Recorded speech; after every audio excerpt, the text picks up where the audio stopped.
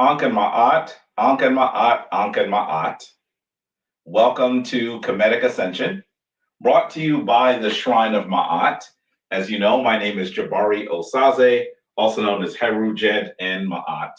And you'll know that Dr. Anika Daniels Osaze is back there, Nfraka Ma'at, on the laptop. So that's why you're not seeing her on the screen right now. Let me just start off by saying Nefer Itef Heru.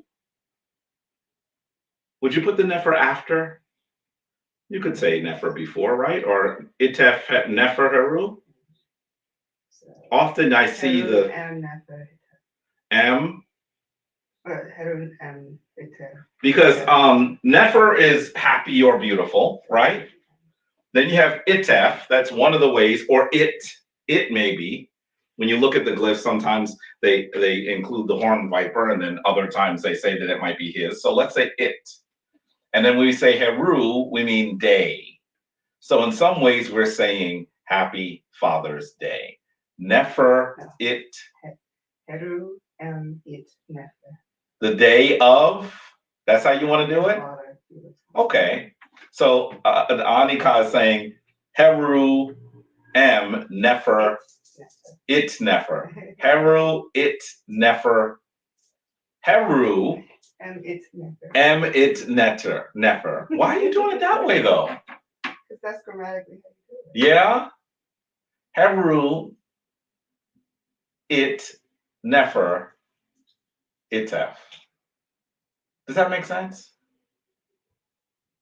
Happy Father's Day. Heru it Nefer. Well, I hope you understand this, the phrase that we're constructing live in front of you, right?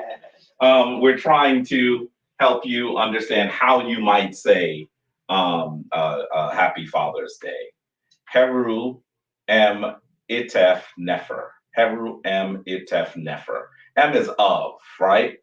So we're saying the day of the happy father is kind of what we're saying, right? Does that make sense? I hope it does. Anyway, you know that when we begin by asking you to tell us where on the back of Geb, where in the world you are, and also how long you've been partaking in Kemetic Ascension. We want you to go ahead and tell us that bit of information. And you should know that because we know you are going to spend today with your father or that father figure, or at least even if you're in a situation like me and your father has made his transition, perhaps you're going to do some altar work and speak to your father on this day. And that makes good sense, even though it's not necessarily a day that we would have put forward in our calendar in the same manner. We should know that we're in a situation where when this secular world does something that is not negative, is not damaging, is not anti-African, is not attempting to annihilate or even render flaccid our spiritual traditions, then we'll go ahead and we'll do it. So we know you're going to do that. So we're not planning to be here with you as long as we normally would be. Please have a wonderful day today. Anika, are there some responses? Yeah. So we have Tahuti forever. Ankh and Ma'at to Tahuti forever. The Jati of Bennu or Phoenix. Wonderful. We have Rashad Muhammad. So that's where you're from. Ankh and Ma'at. I don't know if I've heard that name before. And that wonderful couple, the Schaefers. The Schaefers are there, coming to us from Kemet. Wonderful. I'm glad that you all are in good stead. Ankh and Ma'at. We have Dave Watson. Hopefully I'm saying that correctly, out in North Carolina. Ankh and Ma'at to you. That's not a name I've heard either. Mm-hmm. We have Koningin Sina Renee. Let us know where you're from. I think these are folks that are relatively new. Mm-hmm. Ankh and Ma'at to you. We have Jaheem Ray. He says, Happy Father's Day. Ankh and Ma'at. Dua, dua, dua. Ankh and Ma'at. Brandon Hughes from Riverdale, Georgia. Ankh and Ma'at to you. Ankh and Ma'at. Cleo Ford out in Queens. Ankin Ma'at, one of our full members. Ankin Ma'at to you, Sen Cleo.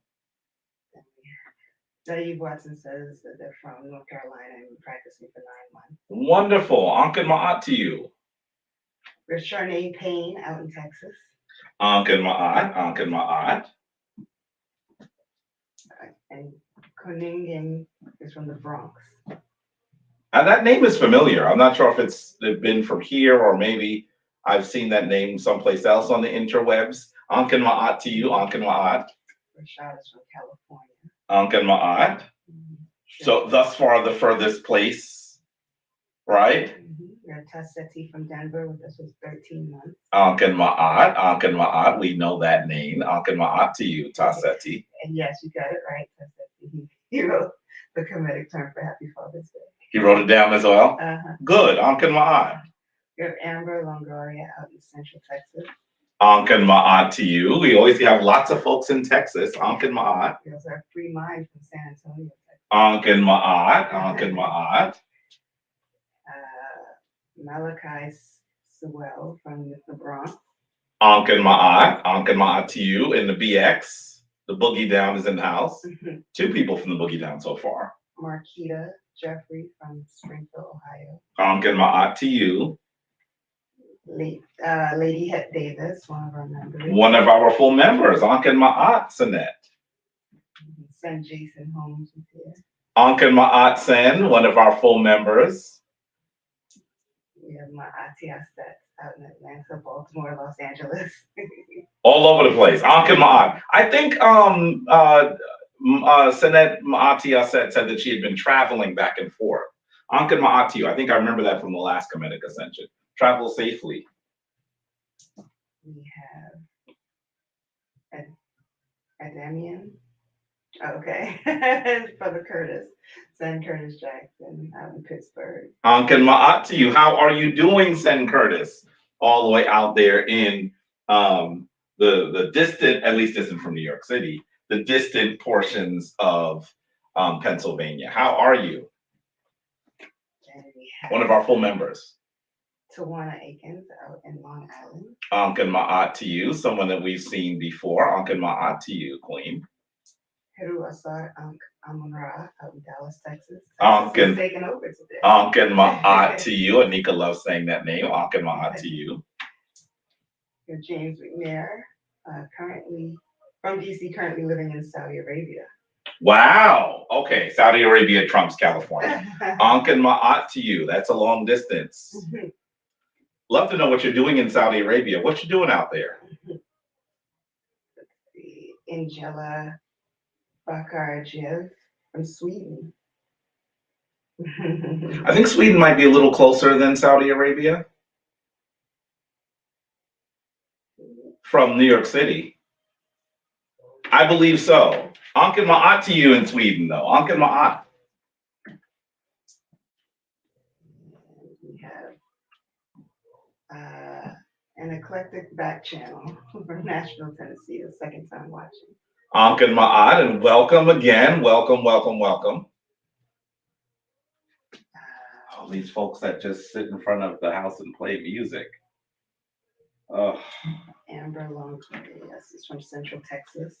Wow, Texas is really taking. Lots of Texas. Amazing. The Lone Star State is in the house. Ankin Ma'at to you. Live sounds from Shaolin. Shaolin, that means you're out in Staten Island. Ankin Ma'at, Ankin Ma'at. For those of you who don't know Shaolin, we call Staten Island Shaolin. I think that's based on the Wu-Tang, by the way. Ankin Ma'at. We have Garrett Van. Ankin Ma'at to you. Ankin Ma'at to you. Please share our myrrh for your queen as well. Ankin Ma'at to you. Out in Benue. We have Dorothy Valenti. That's where you're from. We have Gaston Bryant from Arizona. Ankin Ma'at. Phoenix is in the house. Benue is in the house. And Cheryl McAdam. How you doing? Ankin Ma'at. Yeah, that's where we are so far.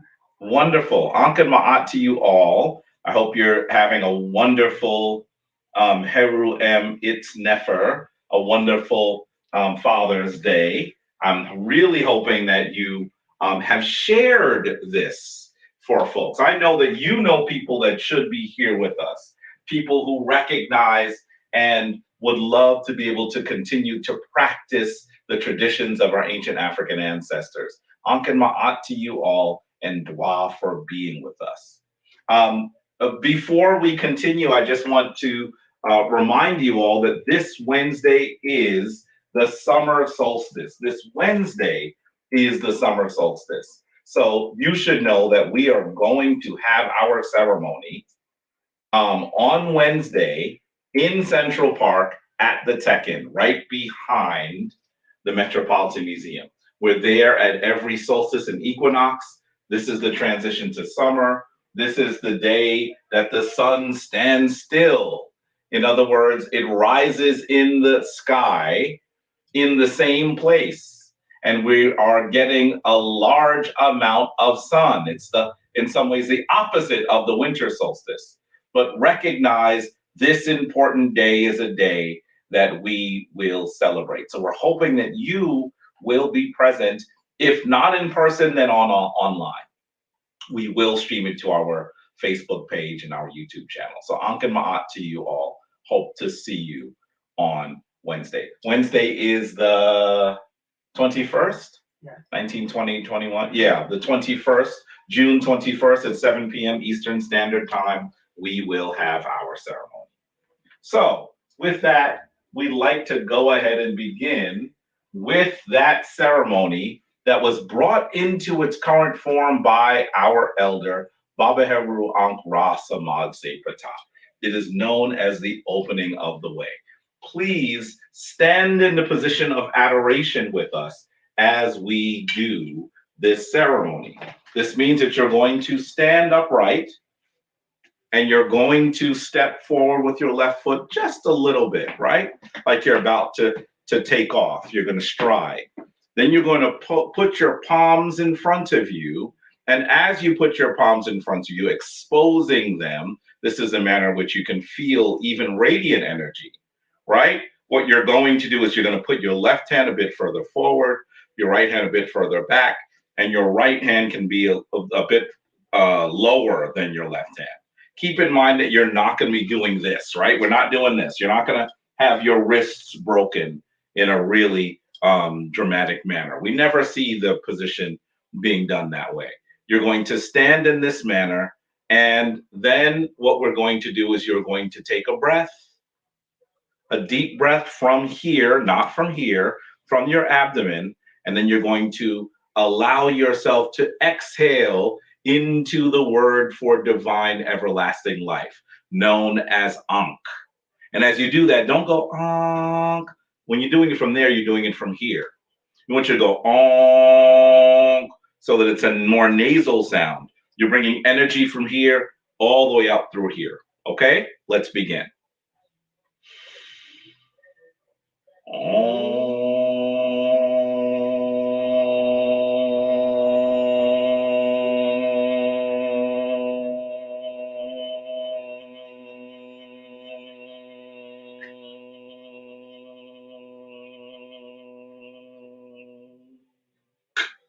Anetrak in Bedhet. Anetrak in Bedhet. Nuke in Bedhet. Nuke in Bedhet. Anetrak Happy. Anetrak Happy. Nuke Happy. Nuke Happy. Twal Winter. Twal Winter. Turn to your right. Anetrak Serket. Anetrak Serket. Nuke Serket. Nuke Serket. Anetrak Kebsenu. Anetrak Kebsenu. Nuke Kebsenu. Nuke Kebsenu. Twal Winter. Twal Winter. Anetrak As. Anetrak As. Nuke As. Nuke Ast. Anetrak Amset. Anetrak Amset. Nuke Amset. Nuke Amset. Twal Winter. Twal Winter. Anetrak Neat. Anetrak Neat. Nuke Neat. Nuke Neat.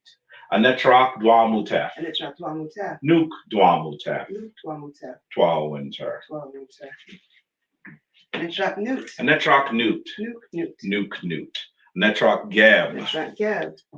Nuke Geb. Nuke Geb. Twal Winter. Twal Winter. Anetrak Shoe. Anetrak Shoe. Shoe. Shoe. Shoe. Shoe. Nuke Shoe. Anetrak Tefnut. Anetrak Tefnut. Tefnut, Tefnut, Tefnut, Tefnut, Nuke Tefnut, Twawinter. And then shall kaut in Teru, Nuke Paut in Teru, and then shall Boo in Teru, Nuke and Boo in Teru, Twawinter. Take your breath.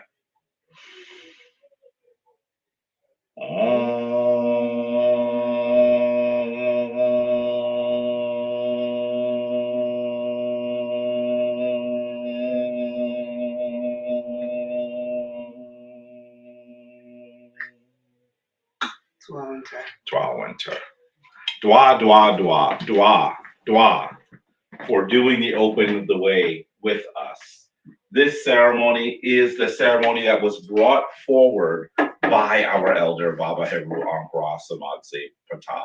Please send him some love at the studio Pata. Check in with him, see how he's doing. We are honored that he brought this ritual into existence so that we might recognize the divinity in each of us, the powerful, powerful connection to the divine, that we are divine. This allows us to do things that we perhaps could not have foreseen. You are a divine being. The divine is both inward and outward. That means that you have all of the powers, the rights, and responsibilities of the divine. So this ceremony reminds you of just how powerful you are, just how immortal you are, just how eternal you are, just how magnificent you are. It should allow you to remember that all of those things that trouble you, every single last one of them, are beneath you. You are a divine entity. And so we truly hope that you will do the opening of the way whenever you are about to do something important. And we always say that at the very least, your day is important. So please begin your day with the opening of the way. With that, we'd like to go into what we call Hesi. Hesi. We're hoping that you will use these Hesi, the manner in which our ancient Kemetic ancestors galvanized divine energy and harmony in affirmation and in song with you as you go about your business on a regular basis. So please, please enjoy and partake in this Hesi. Anika, what are we going to be doing today? Light as a feather. Light as a feather, which is a reference to the scales of Ma'at. Light as a feather, done by that magnificent couple out in Kemet, the Schaefers, that come to us from Texas, through Dodowa, Ghana, all the way to Kemet. We're looking forward to their magnificent creation. Please enjoy Light as a Feather.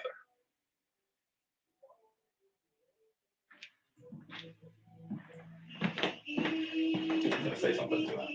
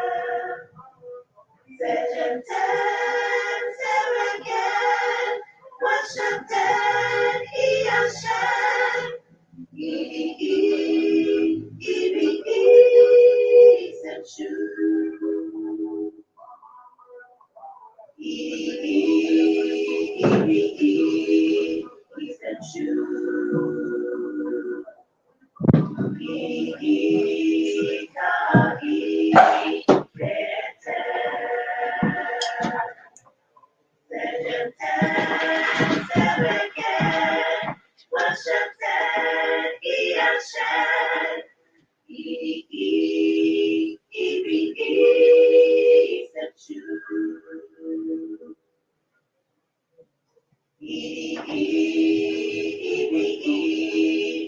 sent you.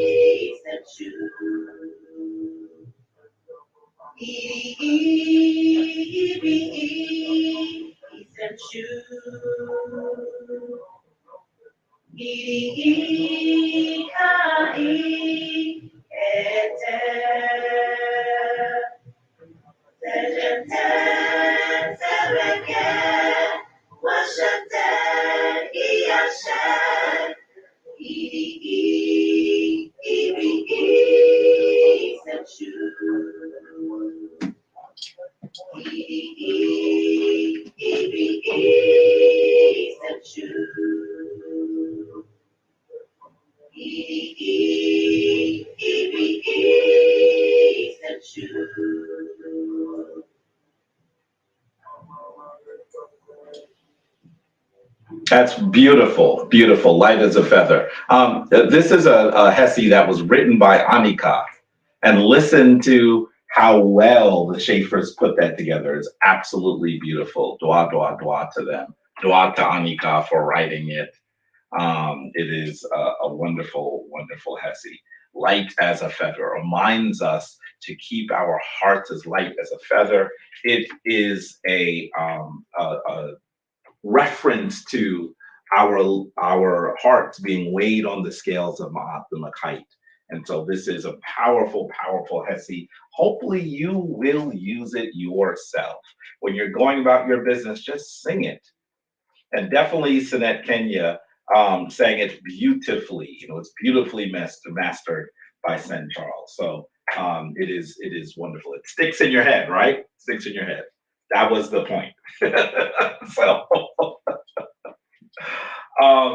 with that, I think we should briefly talk to you a little bit about this day, this wonderful day, Heru Em It Nefer, Father's Day. Want to give it some context and perhaps some history, while also really in some ways answering how those practitioners of Kemetic spirituality, how those practitioners of the ancient African traditions should view this day. What is it like to be an African practitioner, African spirituality practitioner on a day such as today? How should you view it? Should you partake in it? What should you be saying to your family as you gather on a day like this? So let's quickly talk about what this day has meant and move from there. First of all, let's start with the history of Father's Day. And it has a very interesting origin. You may remember that in 1909, a woman named Anna Marie Jarvis created Mother's Day for her mother as a memory of her mother. Another woman, a woman named Sonora Smart Dodd, heard a sermon about that first day that was supposed to be recognizing mothers, and she decided that why isn't there a day to recognize fathers? So she creates Father's Day on behalf of her father, William Jackson Smart, who it is said was in the sermon with her as she heard about Mother's Day. More on William Jackson Smart in a moment. He's an unusual character. But know that Sonora Smart Dodd would then go to local churches, to the YMCA, to shopkeepers, and even appeal to the government to actually create the first Father's Day. She wanted it to originally be commemorated on her father's birthday, June 5th, but it seems that she had lots of planning issues on that day, and the first celebration was on June 19th in 1910. Just think about this. This is roughly a year after the first celebration of Mother's Day in the West. and it was celebrated in Spokane, Washington, where she was. The thing that I find interesting about this day is that it was supposed to celebrate her father, right? And as she really felt that her father should be recognized, he was a widower who raised her and her and her five siblings on his own because his wife died in childbirth, and then ends up raising, I believe, five others as well. She thought that he should be celebrated for this work, and she does a lot of lobbying to ensure that it is recognized. By 1916, Woodrow Wilson, the president, sends a telegraph to Spokane to celebrate the day and support the day. The popular politician William Jennings Bryan also is an early supporter, and eventually Lyndon B. Johnson, another president, signs a proclamation that Father's Day should be recognized on the third Sunday of June. Can you see that's where we get this celebration? The day of the celebration, the third Sunday in June. That was in 1966. And by 1972, we then see Richard Nixon establish a permanent day for Father's Day. So that's really how it comes about. But I want you to think about who this person is. He's a really unusual character, and one that I'm going to do a lot more research on, because something about him is odd to me. I told you that he was a widower who celebrated, who actually raised his children on his own because of the death of his first wife. The thing that I find interesting is that he was a Civil War veteran. Right off the bat, as a person of African descent in the United States, what question are you going to ask? Oh, he's a Civil War veteran. Who did he fight for? He's quite unusual. He fights originally for the Confederates. And it sounds like he is captured and placed in jail. And at that point, he decides that he's going to then fight for the Union. What gives? This is a really strange character. And it gives me pause. Anyone who's connected to the Confederacy gives me pause as a person of African descent, as the descendant of those who were enslaved, as a descendant of those who fought to destroy our chains through the ages and finally securing our freedom in the Civil War. But I really think it's odd that William Jackson Smart fights on both sides. Not many people have done that. There's a lot more research we have to do to find out more about this particular man and to understand more about how we should view his role in this day. Let me say to you that I stand here on the third anniversary of my, almost a little bit after the third anniversary of my father's passing. He died on May 30th, 2020. I was going to say it was difficult for me. It is difficult for me. Of course, it's not quite as emotional knowing that he's not with me anymore, but it's still hard because he was such a real force in my life to know that he's not on the physical plane. I speak to him. I believe he speaks to me. Sometimes he says things I don't want to hear, but definitely he was a really important force in my life. And so on a day like today, I feel that my energy is a little low, and it's probably because I'm thinking a lot more about my dad, Winfred Levy Jacobs. It's a little tough, and you'll see some pictures here. The picture on the left, I found this after his passing. My younger sister says that we look like the toughest insurance salesmen on the East Coast. In that picture, we didn't sell insurance. She's just talking about how funny we look there. By the way, there's a picture with Jabari with hair. So that's a little strange. You should know this is like early in my college career. My dad loved to cook. He was given an apron for his cooking. You can see him smiling in the middle there. On the right, you see him at my sister's graduation. he was really a really important part of my life. Not just my birth. He wasn't just someone who donated DNA, but he really was present in every section of my life. And I know that for some of you, Father's Day is a rough day, right? I know it's a little rough for me today as I think about him. And I have to say that for so many of us in the United States and around the world of African descent, Father's Day can be a tough day. We know that people of African descent have been the brunt of white supremacist violence. And as I think about Father's Day, I think about those fathers who didn't live long lives and pass from cancer like my father, but I'm also thinking about those fathers who were stolen away. And I think about what their families must be feeling today. Here we see an image of Eric Garner. I'm going to tell you, it's interesting that we don't often see the image of him with his children, but look at him here, absolutely beaming, holding his youngest daughter. You see that smile on his face? This is the man that first said he could not breathe when killed by the police in Staten Island, New York.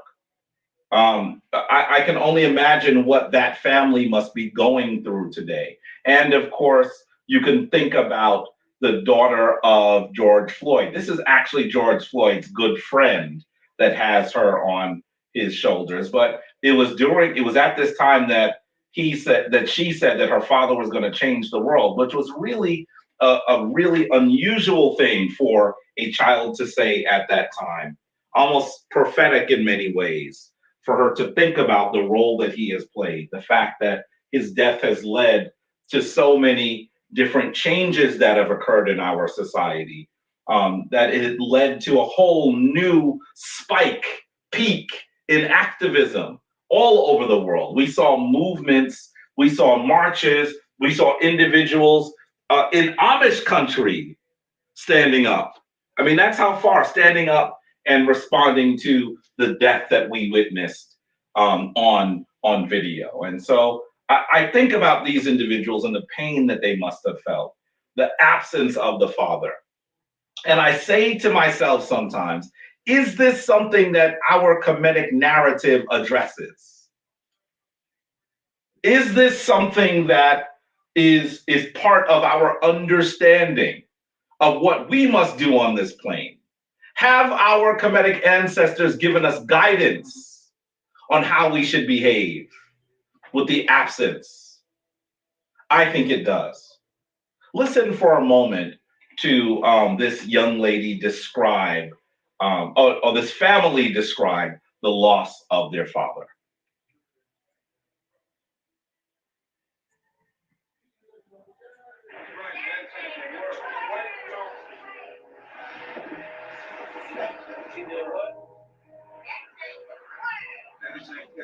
George Floyd's 6-year-old daughter, Gianna, already knows the impact her dad has had on the world.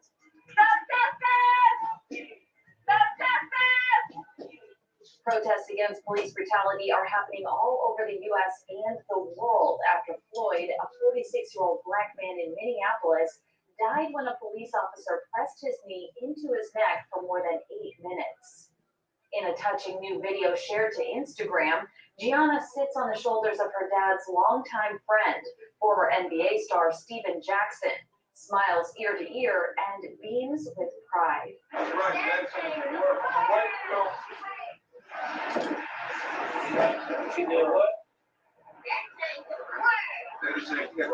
Jackson shared the clip on his account, writing, "That's right, Gigi, Daddy changed the world. George Floyd, the name of change." The former basketball star also shared a GoFundMe page for Gianna, which surpassed its $500,000 goal in just one day. This ain't gonna be easy. This ain't gonna be easy. And to everybody that know me, I'm all the way in. Jackson is a longtime friend of Floyd's. He even said they referred to themselves as twins prior to his tragic death. Jackson shared a screen grab of the GoFundMe page on Instagram and wrote in the caption, "Don't worry, twin, on my soul, I got Gigi. No, Dad, I am my brother's keeper and I got a lot of brothers." Adding, "Rest easy, twin." I don't have a lot to say because I can't get my words together right now. On Tuesday, Gianna's mom, Roxy Washington, spoke out, making a tearful statement with her daughter by her side at Minneapolis City Hall. He will never see her grow up, graduate. He will never walk down the aisle. If there's a problem she's having, she needs a dad. She does not have that anymore. Jackson, Washington, and Floyd's little girl sat down with CNN on Tuesday for a tear-filled interview. I want you to think about this challenging situation that the family of George Floyd must be experiencing today. I want you to keep them in your prayers. I want you to invoke his name. We know that this is difficult. We know that this is painful. We know that this is challenging. We understand that as people of African descent have been at the behest of a white supremacist system, the active target of that system, the active violence has actually mostly been visited upon men of African descent. We know that families have been disrupted. We know that this challenging situation that we have found ourselves in as people who have been subjugated has meant that fatherhood has been disrupted. That fatherhood is under threat. And so today I want you to celebrate those men who have been fathers, and I want you to celebrate and pour out libation for those men who can no longer be on the physical plane as fathers. This is difficult. This is painful. This is sorrowful. But I don't want to leave you there, beloved. You know I'm not going to leave you there on a day like this. Oh, man. Jabari is going to celebrate on Mother's Day and then give me a sad story on Father's Day. I don't want to leave you there. What has the Kemetic tradition brought to us, given to us, hewn for us on stone and written on papyri to tell us how to deal with this, to tell us how to view fatherhood? We know that this challenge of fatherhood is one that we even see statistically in the United States. News One says that 72% of Black children have been raised by a single parent, while that number is 25% overall. So many children have been raised by a single parent, and more often than not, that single parent is a mother. Sometimes that single parent is a grandparent. We know that parenthood is under rampant attack in this country. We know that the disruption of family is what they do. If you want to keep a people destabilized, if you want to keep a people subservient, if you want to keep a people without knowledge of self, without active behavior towards their own salvation, you do that by attacking families. And in this country, attacking families more often than not looks like a violent attack on Black men. Now, let me be clear. Parents overall are under attack. I am not inured to the fact that just this week, we lost a sister in childbirth. Something that does not regularly happen to other communities. In fact, you should know that in the United States, death in childbirth is more common than in any other developed nation. But when it comes to Black women die at a rate of more than 3 times more other women in this nation. There is an attack on Black parenthood. And it isn't just Black men. Your role as a parent, and we're talking about either a biological parent or even a parent by responsibility is revolutionary. We know that during our enslavement, the most important thing that these wicked, bastardly enslavers sought to do was to tear pregnant children out of a woman's belly, was to kill Black men, was to separate families, and even to force women to give birth to their illicit offspring. We know that there's an attack on parenthood. Being a parent in the United States as a person of African descent is revolutionary. You should see yourself as a soldier in a war that is still being waged. That's how you must see yourself. How does the Kemetic tradition address this? How should we understand it? Is it different than what we see in other spiritual traditions, where we see in Christianity a son, a white bearded father, and a bird? Where is the family here? We see a father, but the challenge around femininity in the Western world does not allow them to render a mother. Where is the family here? We must recognize that our tradition gives us a better understanding of the importance of family. This is perhaps one of the most recognized images from ancient Kemet. The three Merkutu on the Giza Plateau. In many ways, we should see these three Merkutu as a commentary on Black fatherhood. How so, Brother Jabari? Well, understand that as we look at the Great Merkut, by the way, which one is the Great Merkut? Can you tell which one's the Great Merkut? Someone tell me which one is the Great Merkut in this image. As you look at these, you should recognize that the Great Merkut, that amazing structure that was a skyscraper, that with its polished limestone was like a diamond in the desert, gleaming in the noonday African sun. That amazing building was built by a man who was recognizing his father, Seneferu. Seneferu built three Merkutu before he got to the flat-sided Merkut. And it is his son, recognizing the excellence of his father, Khufu, that builds the Great Merkut. And then we see that Khufu's son, Jedef Ra, builds a Merkut, not on the Giza Plateau, a little further away. By the way, I won't go into the amazing engineering feat that it is. That's for a different discussion.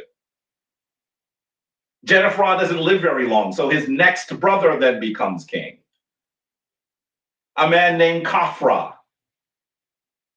And Khafra builds the Merkut next to his father's. And then Khafra's son, Menkau Ra, builds the third on the Giza Plateau.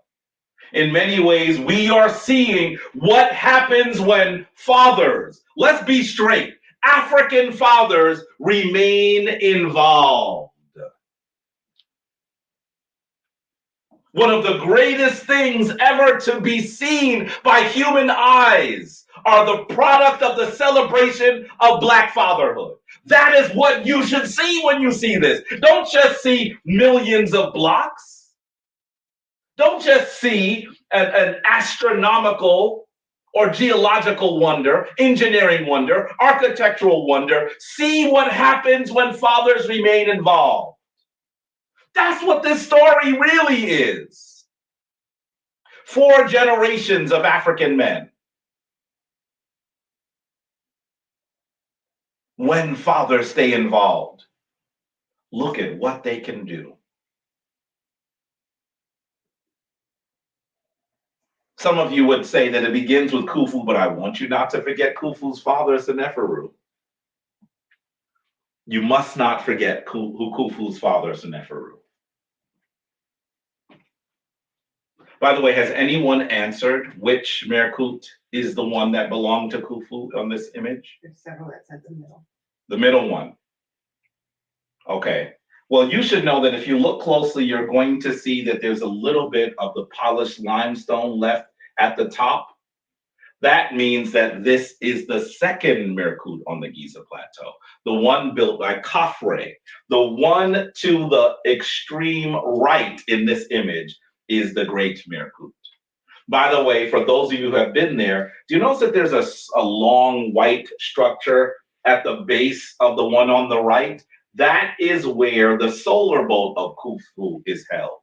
So Khufu's Merkut is the one all the way to the right. It's in reverse order in this picture.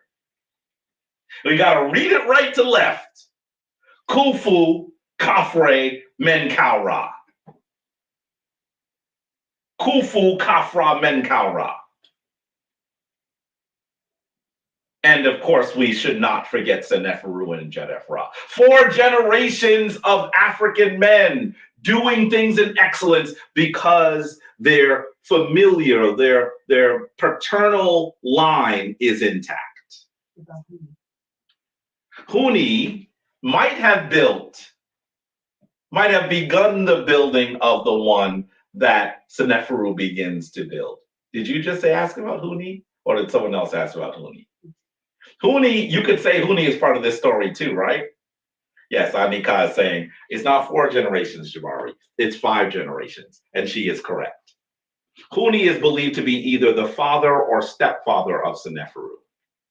So you could say Huni, Seneferu, Khufu, Khafra, Menkaura.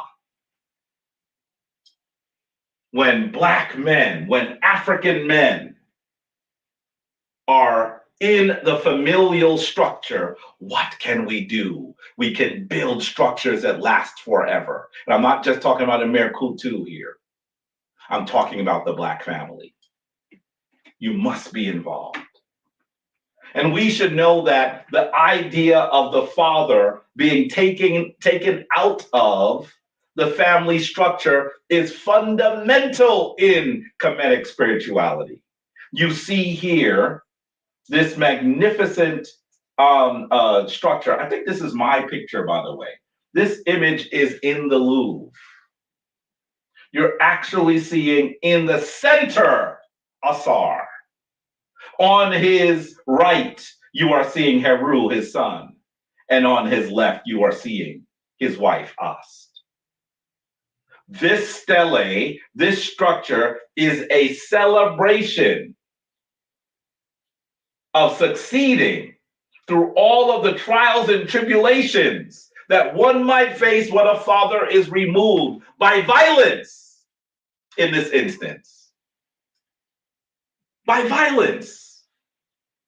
The family of Eric Gardner, the family of George Floyd should recognize that your Kemetic, your ancient African ancestors thought about the challenge of not having the father in this structure. We see Asar, a man that gives civilization to all of Kemet, that brings them into civilization, teaching them how to irrigate the land, teaching them how to have great writing and bringing literacy to Kemet, and then also teaching them how to grow wheat and also cultivate the vine. I want you to hear what I said. Grow wheat and cultivate the vine. Some of you heard it. Some of you will hear it next week. That's fine. Hear it in your own time. But these are things that we hear Asar doing in excellence before he goes into the rest of the world to bring the rest of the world into civilization. That is the mythical story of Asar.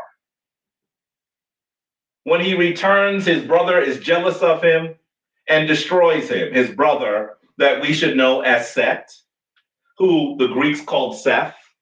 His oldest name might be Setesh or Sutek. So Setesh was jealous. Satesh destroyed his brother. And in doing that, we then see Ast go on a journey to find the pieces of Asar, to put them together so that she may take in his seed and give birth to the son. By the way, when the son is usually depicted, we see the son as a human child. When you see him as a falcon with the dual crown on his head, this is after he has successfully worked with his mother to resurrect Asar and to reclaim his throne. Look at the image of Ast weeping the murder of her husband. We recognize that these images are part of our African ancestors' recognition of the challenge around fatherhood. This challenge is not one that we just see in the modern day. This challenge is one that our Kemetic ancestors gave some thought to. We recognize that Ast had to rear Heru. Here is a beautiful image of Ast and Heru. Rear this child on her own. That's precisely what the mother of Gianna Floyd was saying about the absence of her father. That those things that a father would do, he can no longer do in physical form. But we know that Heru has assistance in resurrecting his father. I just saw this piece this week. I led a tour of the Brooklyn Museum for my Black History class for retirees. And look at this. You're seeing the image of Heru on the right and Jehuti on the left, and they are together raising the Jed pillar. This is a symbol of the resurrection of Asar. It is through the son that the father regains his life. Our Kemetic ancestors have given this some thought. Our Kemetic ancestors recognize the importance of fatherhood.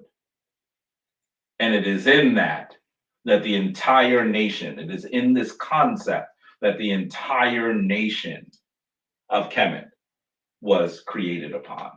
You see here the king receiving the crown of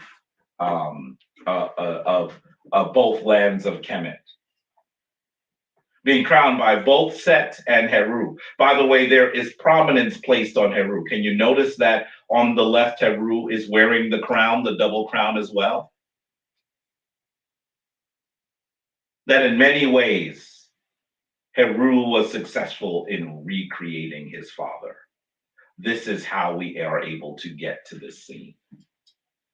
This is how we are able to get to the scene. And spiritually, I want you to recognize that our African ancestors wanted to express the fact that the father who was resurrected is the father that we all are. That the victory over death, not our sorrow about the death, not our focus on murder or on violence, but the focus on the resurrection is what we must all have. That in fact, death does not destroy us. That death is not a final condition. That our lives are not ended when they close. That being placed in the grave does not destroy us fundamentally. This concept comes forward in its most powerful form in the Kemetic tradition before anyone ever said the word Jesus, Yeshua, or any other guy.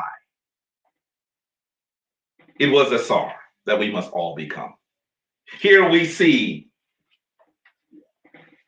the judgment scene that was made for Hunefer, and we can see that as Hunefer has made his transition into the afterlife, it is deemed that he must have his heart weighed. And as he has his heart weighed, it is the son that brings us to greet the father.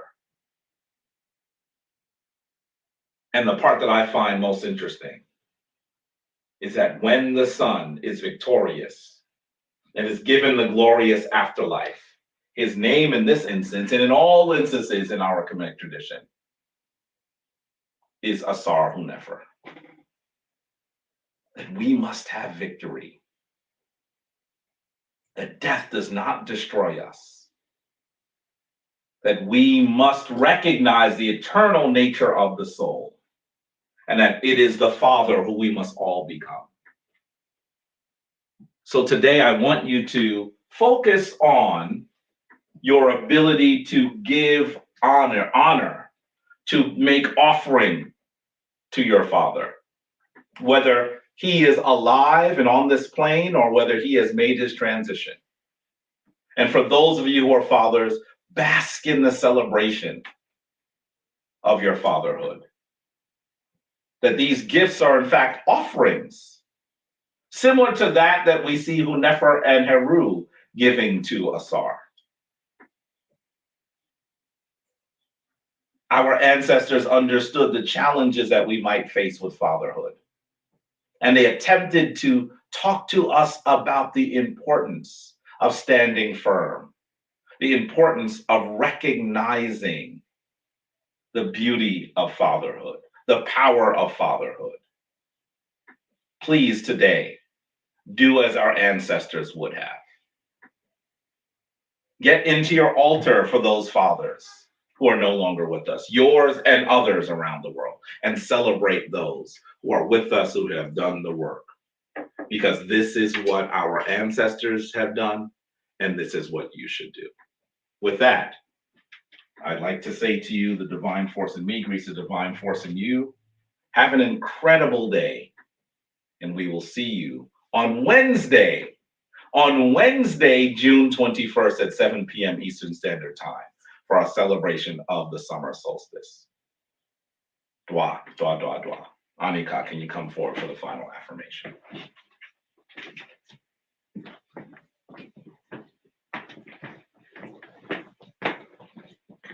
Okay, everyone, if we could stand in the pose of adoration, I would like to end with one of our oldest prayers found in the Reu and Pert and Heru and Ger, the chapter coming forth day from night. So if you repeat after me, we'll start off in the language of our ancestors, the Untu Inter, and then repeat it in English. Amasu and Pater. Amasu and Pater. Sauksu. Sauksu. Ementra. Ementra. And Pater. And Pater. Autu. Autu. Aura. Aura. Maketi Pa. Maketi Pa. Herura. Give yourself to the one most high. Give yourself to the one most high. Keep yourself daily for the divine. Keep yourself daily for the divine. And do it tomorrow. And do it tomorrow. Just as you did it just today. as you did it today. Twala and Torah. Thank you to the divine, and thank you to all of you. Family, thank you so much for being with us today. Go forward and do what you know you should be doing today. Celebrate fatherhood. We will see you really soon, and we hope that you will enjoy the rest of this magnificent day. Shemar Ma'at, go forth in divine peace.